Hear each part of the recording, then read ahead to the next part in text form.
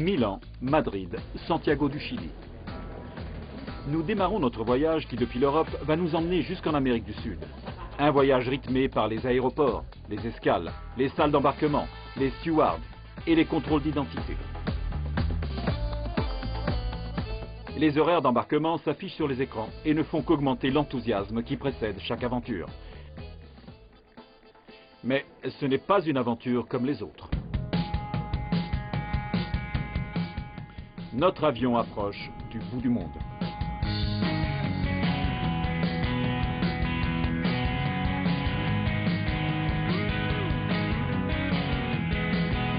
La Patagonie du Sud, qui se partage entre le Chili et l'Argentine, sera notre destination finale. Nous allons explorer la Terre de Feu.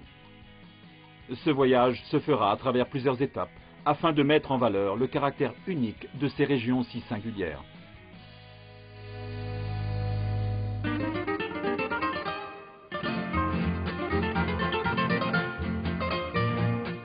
Santiago du Chili, ou plutôt son aéroport, est notre première étape.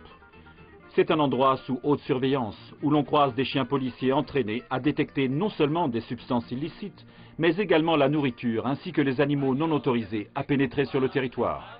L'objectif principal étant de préserver l'intégrité du pays.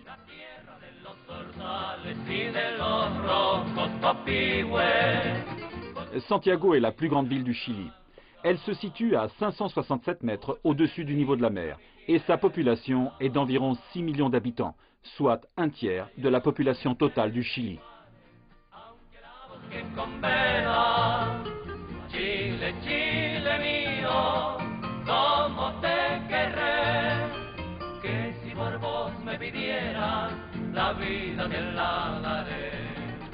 En 1818, le Chili obtient son indépendance de l'Espagne. Et Santiago, devenue la capitale, voit sa population s'accroître au XXe siècle, dans les années 30.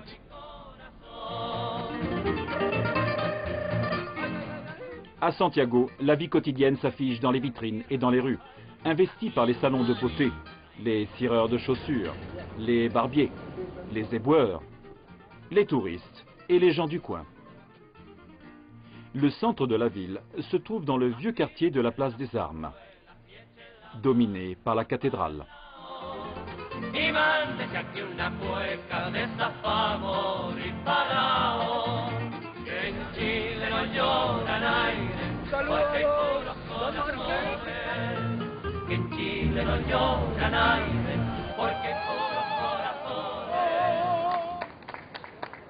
Un autre haut lieu de la ville est le marché central, classé monument historique en 1984. Toutes les pièces de la structure métallique en fer forgé, ainsi que les décorations des colonnes et des arches qui soutiennent le toit, ont été dessinées au Chili et réalisées en Angleterre.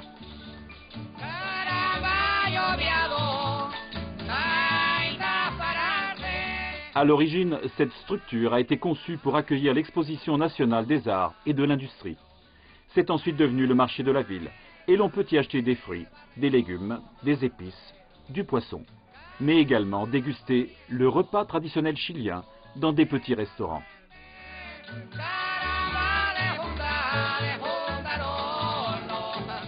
Ici, nous avons expérimenté la vie en ville à la chilienne. Mais connaissent-ils l'autre partie de leur pays, celle perdue au milieu de nulle part, cette terre qui était à l'origine peuplée par 3 grandes tribus d'Indiens, un endroit qui semble ne pas être très fréquenté par les touristes du monde entier, pas plus que par les Chiliens eux-mêmes.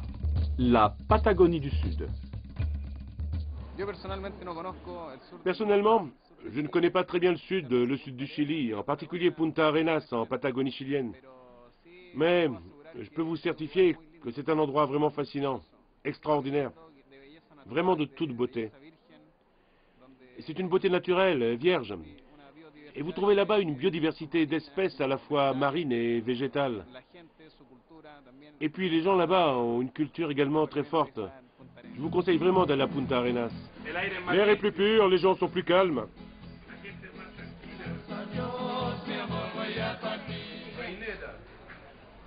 Du Grondin perlon, de la roussette, la légine australe, le maigre. On dirait qu'ils connaissent la nourriture locale bien mieux que le bout du monde.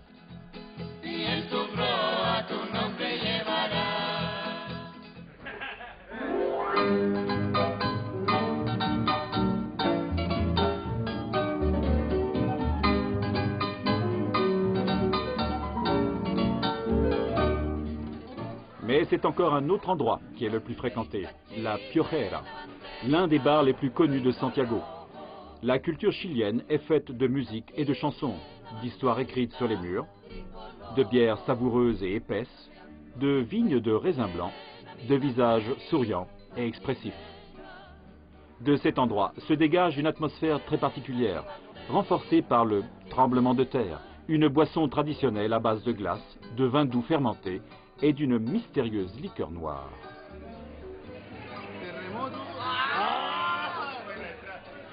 Le tremblement de terre, c'est une boisson, une sorte de glace, un peu une sorte de vin. Enfin, je sais plus trop ce que je dis, moi, après 3 tremblements de terre.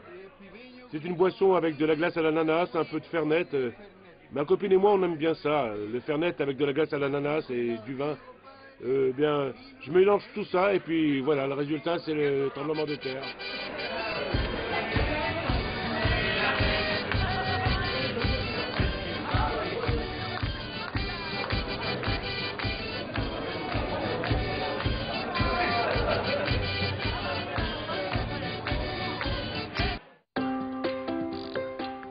Grisés par ces boissons nommées tremblements de terre, nous quittons la capitale du Chili pour nous rapprocher du bout du monde. Après 4 heures de vol, nous atteindrons Punta Arenas, la ville la plus méridionale du Chili. Nous survolons les paysages de la cordillère des Andes et réalisons alors que nous avons atteint le paradis sur terre.